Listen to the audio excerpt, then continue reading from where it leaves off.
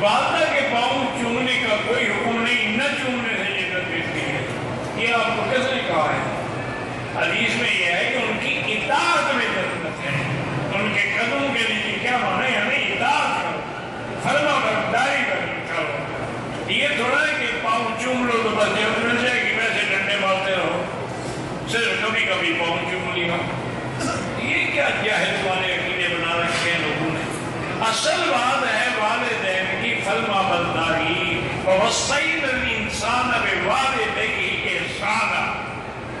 और अल्लाह ने फरमाया कि खबरदार उनके आगे कभी गर्दन भी ऊंची न किया करो। वख्फिद लहुमा जनाह ज़ुल्ल मिनर रहमा। और कभी उनकी बात पे नाराजगी का इजहार भी न किया करो। वला तकुल लहुमा उफ़्फ़िन वक़ुल लहुमा क़ौलन करीमा। बड़ी अदब से, एहतराम से उनके साथ बात किया करो। और अगर वो जिंदा हैं तब भी, नहीं है तब भी उनके लिए दुआ किया करो। रब्बिरहमहुमा कमा रब्बयानी सगीरा।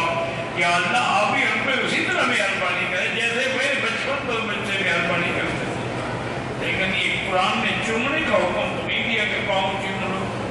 असल में तुम्हें चूमने की बीमारी हो।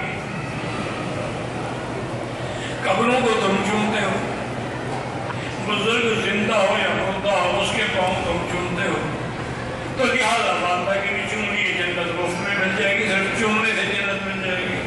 तो यार हजर असवद चूमने से भी जन्नत नहीं मिलेगी जब तक अकीदा ठीक नहीं होगा। तो माँ के पाँव से भी ज्यादा कीमती नहीं है।